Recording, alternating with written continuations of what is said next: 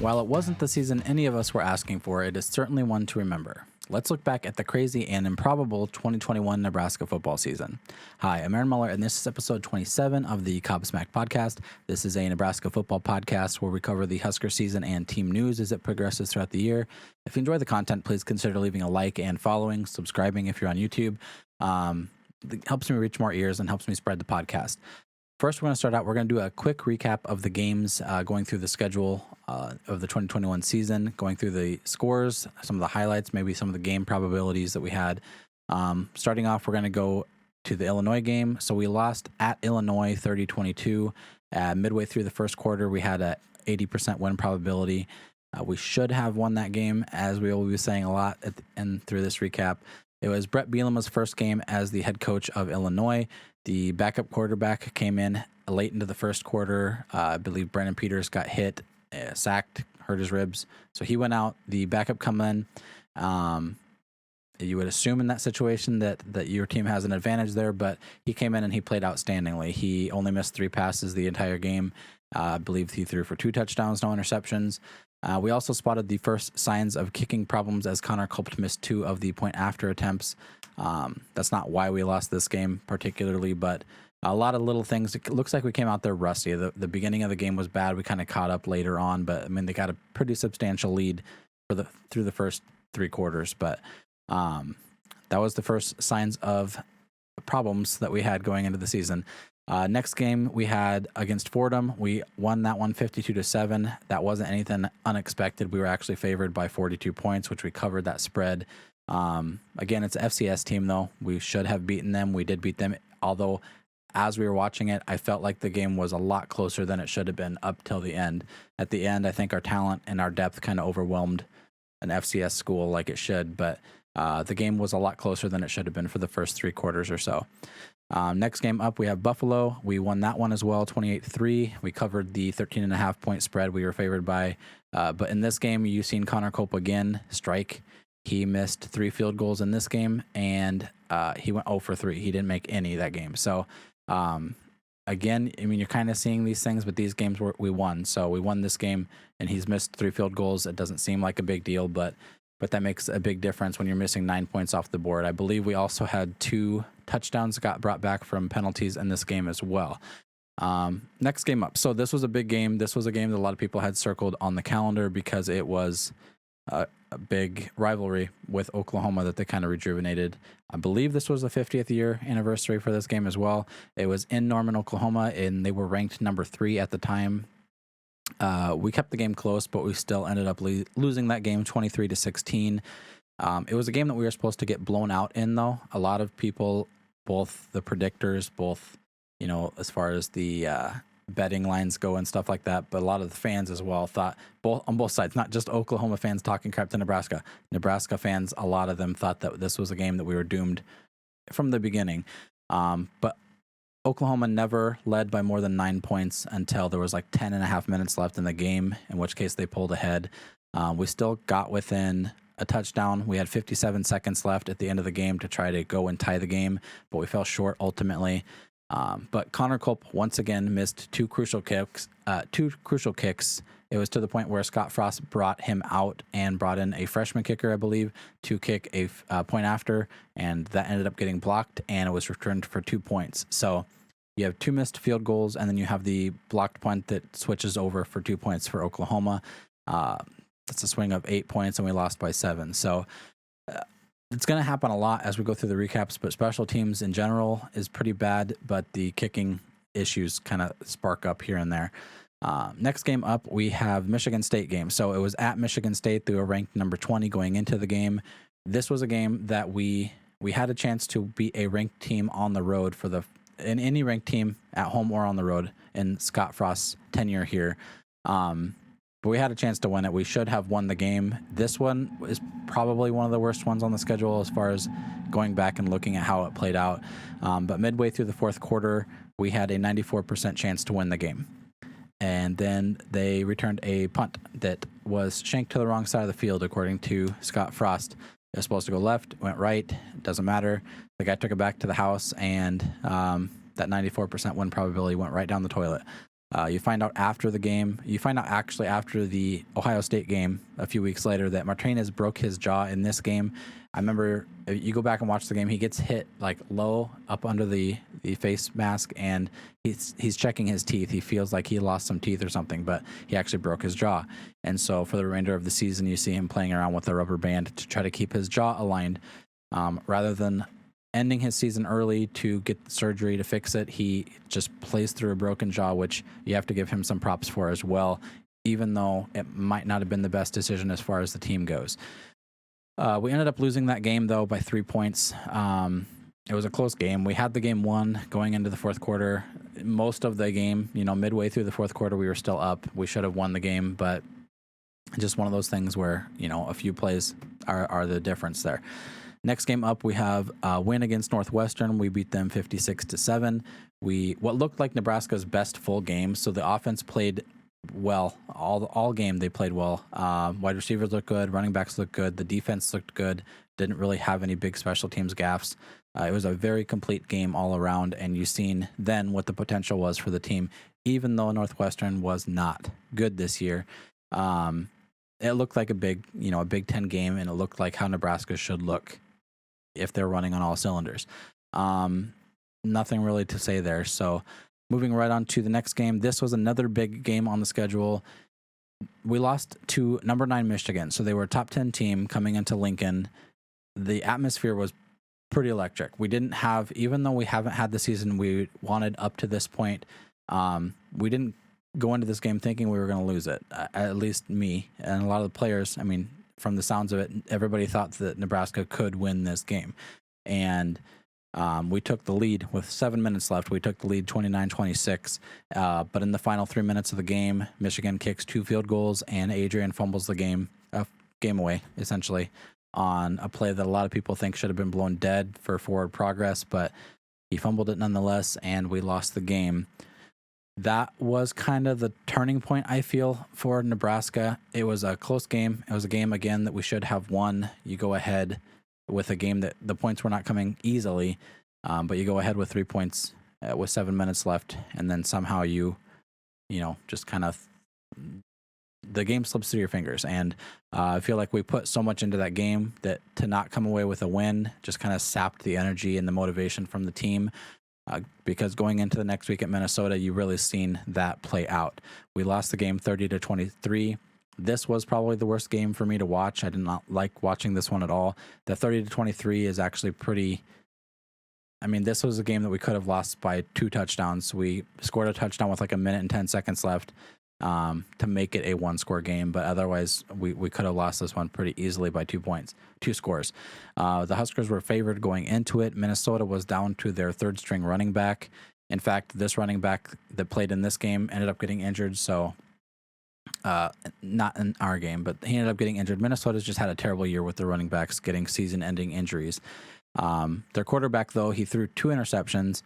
They weren't able to run it as effectively as they wanted to at the beginning, but they beat us in typical fashion. They sat on the ball for 38 minutes, and they ran the ball down our throat, and there's really nothing we could do about it. Their offensive line just kind of pushed us around. They have a lot of big guys. I think one of the stats playing into that game was that they have more experience, and the guys on the offensive line for Minnesota are more experienced as far as years of experience, and their size is bigger than the Minnesota Vikings offensive line, which is a professional team. So that's a pretty crazy thing to consider. A lot of them are super seniors coming out of that line, but they were still able to push us around nonetheless. We weren't able to get back to the backfield, but them throwing 2 interceptions, giving us the ball 2 extra, strides ahead of them. You think you would be able to come out of that with a win, but the offense sputtered. We weren't able to get anything going, and they beat us like they usually do. Connor Culp also, he came into the game. He made his first field goal from more than 50 yards out. So you thought maybe he got his head straight. Maybe he finally does, got the confidence back, that type of thing. But then he goes out and he misses a chip shot field goal. And that was the last time you're going to see him in the season. He doesn't come back in to attempt another field goal all season or even a point after. They bring in Chase Contreras after this point. After this game, though, you go into a bye week, and then So you have a bye week now, then you have 2 more games, and you have a bye week, and you have the last 2 games. A lot of people thought that the Minnesota game was a must-win for sure. You win this game, then you only need to win 2 of the last 4, or is it 3 of the last 4 to go to a bowl game. But now you have to go into this. No, it was right. 2 of the last 4 if you win the Minnesota game. Now that you've lost the Minnesota game, you have to win against 3 of the last 4, which I think at this point, Ohio State was still ranked pretty high. Iowa was still ranked really high, and Wisconsin had a defense that was playing really well. Purdue had just beat Iowa this week as well, which did not bode well for Nebraska's chances there. And Purdue was the first team we played coming out of the bye week. So we lost against Purdue 28-23. Martinez threw 4 interceptions in this game. Again, the offense, played really poorly, and Adrian specifically played really poorly. This was a game that I thought, why did Scott not pull him out? Again, we didn't know about his broken jaw at this point, but you could tell something was wrong with him, especially coming out of a bye week. There was no reason for him to not be better than he was in the Minnesota game. But I guess he got rolled up on in the Minnesota game as well. Add that in with his broken jaw, and he threw 4 interceptions. But again, there was opportunity for Frost to pull him out and put Smothers in, and he just never did. So we lose that game by 5 points. Then you go into the Ohio State game. They're ranked number 5 when they come into Lincoln, and we lose the game 26-17. So again, it was supposed to be a game that we get absolutely dominated by, and we just didn't. They were without their top wide receiver, Garrett Wilson. So we thought maybe their offense is going to struggle a little more than they typically do, but they had a young wide receiver, Jackson Smith-Njigba, who went for over 240 yards and a touchdown as well. This game, you had Chase Contreras come into this game, and you were hoping maybe a new kicker, you make more, make field goals like you're supposed to. He missed 2 field goals, and then we had a 13-yard punt that ended up resulting later in a Ohio State touchdown. So special teams is, again, what cost you this game. And it's just, it seemed to strike over and over and over again, whether it be the offense or the punting or the field goal unit. There was always something that played out in the season. It was never the same thing. But then you have the next bye week come up then. So you had fired the 4 assistant coaches. So you fired Verduzco, who was the quarterback's coach, Greg Allen, who was the offensive line coach, Ryan Held, who was running backs coach, and then Matt Lubick was the offensive coordinator and wide receiver coach. So you fire nearly all of your offensive staff. So you have the tight ends coach left, essentially. And you don't even wait till the end of the season for that. So that was a big shock for a lot of people. Nobody was really mad about it, though. It was something that needed to happen, and sooner than later was kind of the thought process there. But that leaves you going into the last 2 games of the season without a full staff to play with. So that kind of dropped the expectation. Now, you're not going to win a bowl game anyway. You lost 2 games.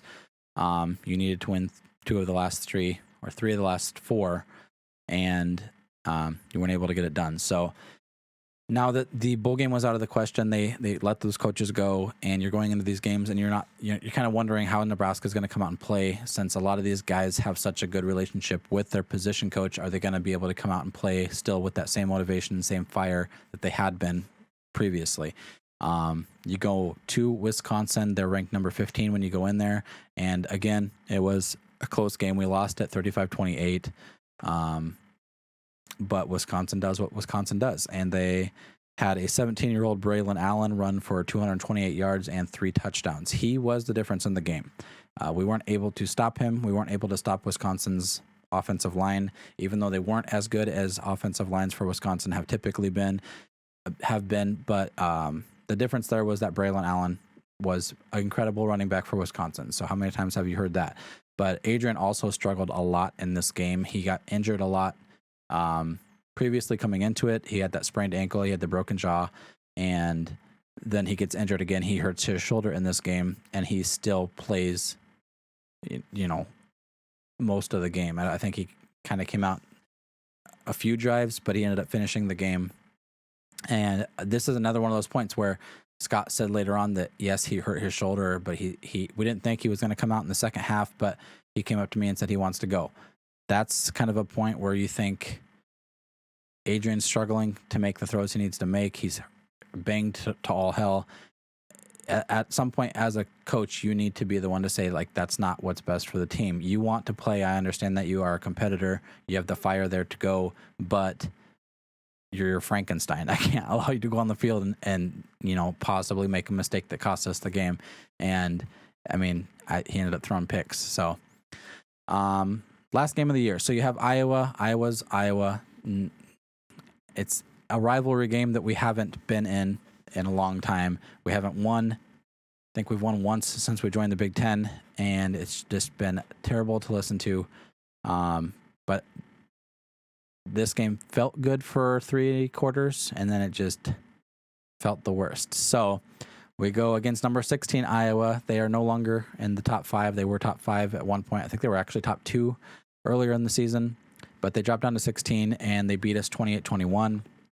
This was Logan Smothers' first start as Nebraska's quarterback. So Martinez is out. He had to have that season-ending surgery on his shoulder. But Smothers comes in, and you're kind of wondering how well is he going to play out. He hasn't really shown. He hasn't been given a lot of opportunity to start. He hasn't been given a lot of opportunity to play because we haven't gotten ahead enough to bring in the backups, that type of thing. So he comes in and he actually plays really well. He does his job as, the backup quarterback, the starting quarterback, but he does his job. We had a 95% win probability actually going into the fourth quarter. We were up 21-6 in the third, late in the third. They ended up kicking a field goal, and we were still like 92% chance to win the game going into the fourth quarter. But Iowa ends up putting 22 points up in a row to end the game, and so they go ahead 28-21. We didn't score for the last 20 minutes of the game, and that's because we put up the worst fourth quarter that I ever remember seeing from Nebraska team. Despite Iowa's offense only scoring 7 points the entire game, the Blackshirts did their job. Whenever there was a chance for Iowa to go up and go up by a couple touchdowns, they would kind of get stopped in the red zone. They'd get stopped on our side of the field and have to kick a field goal, or have to punt it. The Blackshirts did everything they could in this game to get us a win, and we just weren't able to get it for them. Like I mentioned, it was the single worst quarter I have ever seen of Nebraska football. Going drive by drive to end the game, we had a blocked punt for a touchdown. They returned for a touchdown when we were up by 12. Then you have Logan Smothers fumbles the ball, kind of give it to them. We were up by 5 at that point. We had Logan Smothers try to throw the ball away when he was in the end zone, which we've seen in the Minnesota game with Adrian Martinez.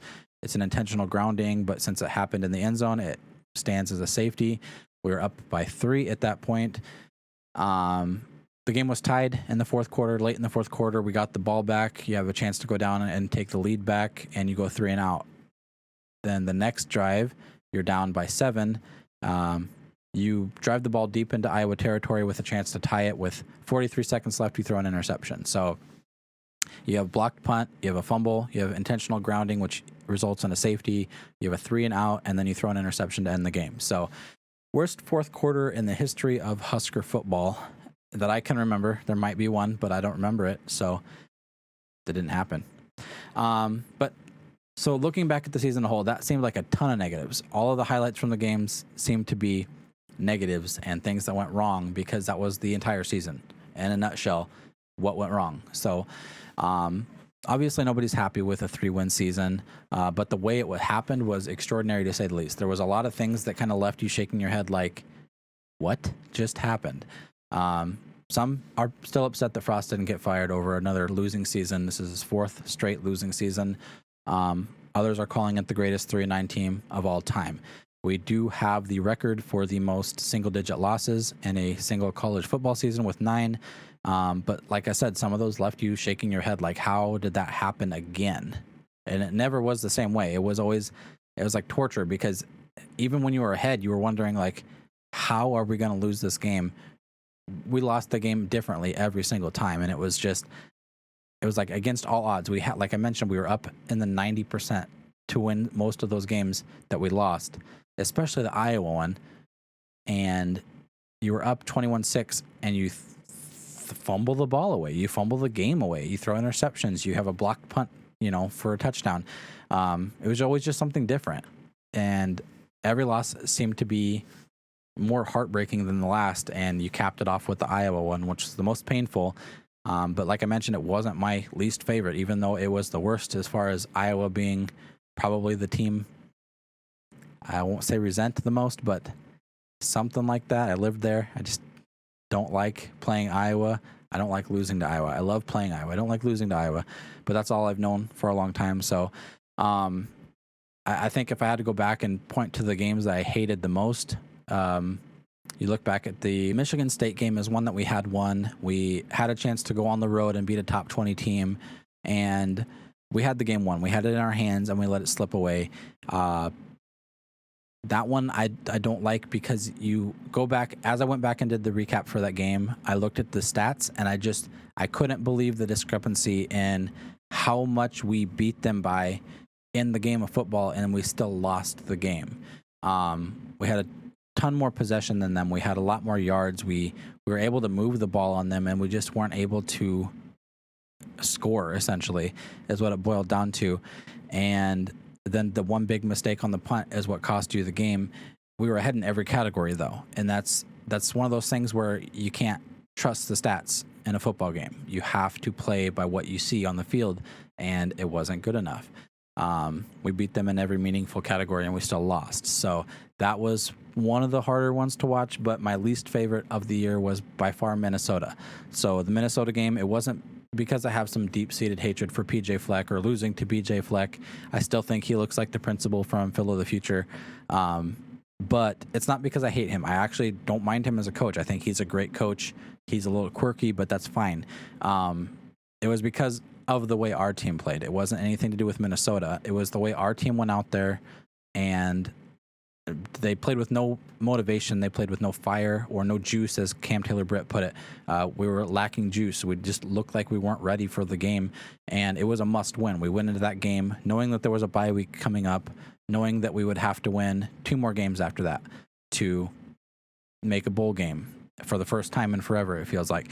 And you just go into that game and you just crap the bed. There was no fire at all throughout the game. You think at halftime you kind of spark it there and you make a comeback, or you make some kind of difference in the game, and there just wasn't. It was 4 quarters of I don't want to be here football. So that was the hardest one to watch. There was obviously still some fight there. It just was unmotivated. It was energetic. There wasn't enough there to win you a hard-nosed, Big Ten football game.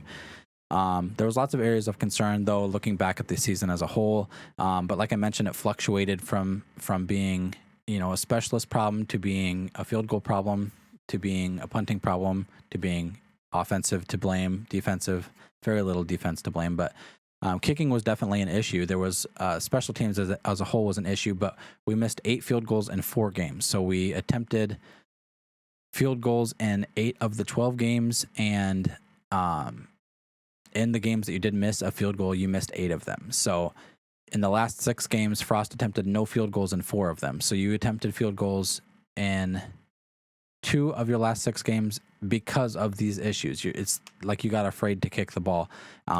And that's obviously like playing a role in your mentality of if you get down in field goal range, you're more than likely going to go for it because you can't trust your kicker to kick it. But even when the field goal unit was on point and they were making field goals, it seemed like the punting was what was off, or the offense sputtered and the defense wasn't able to, maintain, the line, that type of thing. The defense also, they played their ass off all season. So it was leaky at times, especially against the run late in the season, but I think that can be attributed to some crucial injuries. Yeah, JoJo Doman got hurt, Damian Daniels got hurt, Deontay Williams got out with injury. But it seemed like late in the season, you weren't able to stop even, mediocre running backs. We held Walker the third to, 36 yards through 4 quarters of football.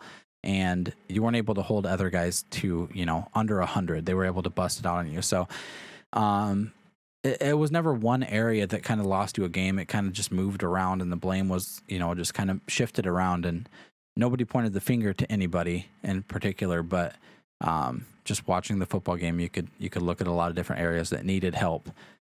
And although I do believe that Frost is still the guy, there was still some of the blame to be put on him. You can't look at a football team that goes 3-9 and not think that the coach gets some of that. So I do have some concern with how he managed the players overall. Adrian was hurt, as I mentioned a couple times, and you didn't pull him out and put the backup in. You didn't have the backups ready. I mean, the last game, Logan Smothers played well, yes, but there had to be a reason you weren't pulling Adrian out. You didn't have confidence in your backups, or you were giving too much of the reins to Adrian. And I just felt like there was a lot of high talent players that weren't on the field enough this year, or when they weren't utilized well enough. Talent being like Xavier Betts, which I heard he was injured a lot, so that might play into it as well. Jacques Yant wasn't on the field as much. You'd like to see him again. You heard stories that he wasn't like ready for the playbook and that type of thing. But then even guys that were out there a lot, they weren't utilized in the best way, I don't feel. Austin Allen in the red zone, you didn't see him enough. He's a big guy, he's a big target, and he was able to catch the ball. Why are you not throwing it to him, within the 25-yard line? He proved in a couple games that he was the guy to go to, and you just didn't see him enough in the red zone. I understand that there's a lot as fans that we don't get to see on the coaching side of things. There's a lot, like I mentioned, with the playbook or with the weight. He mentioned Yant struggled with weight issues earlier in the season. But like you should be able to see these guys that make big impact in the game, and they're just not there. And so, I mean, that along with other things, game management and things like that Frost needed to improve on. But looking at the season, maybe it's some kind of safety mechanism for my own pride or whatever it is. But like in the season, in the moment, I was mad at every loss. I mean, you should be upset with losses. I was mad that the mistakes that we had caused us to lose. I was mad at individual players that were kind of messing up. But now that the season's over and you look back at it, it's almost humorous to me that all these little mistakes stacked up the way they did in one season. It wasn't like you had one bad game here and then one bad game here. It was like every single week there was something that went wrong. And it was just, I mean, it's kind of humorous now looking back, like that was bad. Like, it's like if you just, you have a crazy, night out or whatever, and you like run your car through a stop sign and hit a tree, and you're like walking away from it, you're like, wow, that was bad. Like in the moment, that's pretty bad. But looking back on it, you're able to laugh at it. So probably not the best example. Don't go have fun and run through a stop sign, that type of thing. But still, I have a different perspective now being outside of the season and looking back on it than I did in the season. And if there's one silver lining to look at it, it was that we never called quits throughout the whole season with the exception of the Minnesota game. I still don't feel like we quit. I just feel like we just didn't put enough effort into that game. But no matter the opponent, whether it was Oklahoma coming in or Ohio State, Michigan when they were ranked as high as they are, you never went into the game thinking you were going to lose, and you never went into the fourth quarter thinking you were going to lose either. It was never one of those games where you're getting blown out, so a lot of people leave in the fourth quarter. They don't even watch it. It was always a chance to win the game. No matter who the opponent was, we kept it close enough to win every single game. And that's a big difference from what we had seen previously. You have all these teams. So I pulled together our combined schedule. So our schedule ended up with all of the people's records being taken into account. Our schedule was the third hardest in college football this year. Again, people don't like to hear that. They don't like to hear that that's an excuse. It's an excuse, but it's also a legitimate reason. You had the third hardest schedule in college football at a point where your team wasn't ready for that kind of challenge. Yes, you accept the challenge. Yes, you want to be challenged, but you also have to have the team capable of doing that, and we just weren't there yet. The teams that we played against went for a combined record of 94-51. 9 of the 12 teams we played went over 500, which means they won more or equal games than they lost. 8 of the teams we played were in the top 30, and 5 of those teams ended the season with 10 or more wins. We also lost the very close game to Michigan, as I mentioned, who is now in the college football playoffs. They're one of the top 4 teams in the country.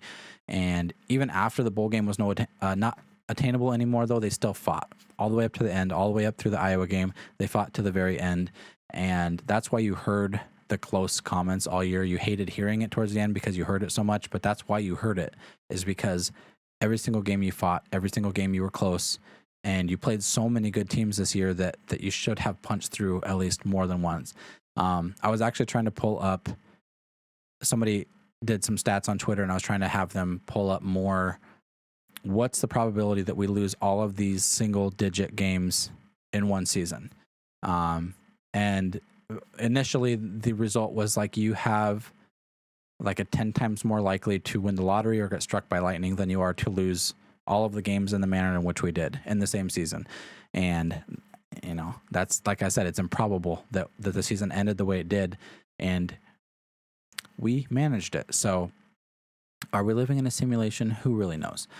But, like I mentioned, we had so many opportunities to win the game. I think that we have all the big things right. So a lot of people still think Frost should be gone, but I think he's the right guy. I think that he has the building blocks there. He just needs to get, you know, the little things right. We have all the big things. We have culture, physicality, fight. We have the mentality correct. Maybe not all the way correct, but we have it in the right direction. Like I mentioned, we went into all of these games thinking we had a chance to win. It was just we didn't have the little details correct on how to do it. But it comes down to a lack of execution and fundamentals. I think that's really what it boils down to. They really stack up during a game, during a season, and that's the difference in all these games, because the Big Ten is so good top to bottom. Northwestern was pretty trash this year. Let's not get that twisted. But for the most part, the Big Ten's going to be good top to bottom. Northwestern's probably going to bounce back next year and win the Big Ten like they do every other year. It's odd. But every game you go into, every Saturday is not guaranteed, and that really shows when you can't execute well, when you don't have the fundamentals down, the techniques right. It doesn't matter if your culture is good, if your physicality is there, if your fight's there. You need to hit everything on the nose every week in a conference as good as the Big Ten. But looking back at the season as a whole, are you still very upset with the way it played out, with the lack of success, or can you see that there's groundwork and framework for the new offensive staff to kind of come in and push it over the top? As I mentioned, all the big things are already in place. Do you think that these guys that are coming in now are going to be able to push it over the hill and get that ball rolling? I think it's for me, I think it's both of those things can be true. You can be upset with the way the season played out, but you can also see that there was something brewing under the surface that was moving in the right direction. Like I mentioned, I, for one, am more positive about the team going forward, more than I was in this season, more than in the moment. I'm more positive at this time. There was lots of frustration and anger while we were in the middle of it, but now I'm excited for the direction, both for the new coaching staff and, the player base and who we're bringing in at this point in time. The new staff is already showing, good reason to be excited for the next season, and I can't wait for football season to begin already, and we're still in bowl season. So we have a long wait, but that gives us lots of time to talk about things like this. So if you have something you want me to talk about, something you want me to cover, we can talk. Just leave it in the comments below. You can find me on Twitter at Cobsmacked Pod as always. But I hope everybody's having a wonderful Christmas season. I know this was kind of a longer one than I thought. A lot of talking. I probably talked way too fast. But I hope everybody's having a wonderful holiday season, and I will see you all next year. Until then, though, go Big Red.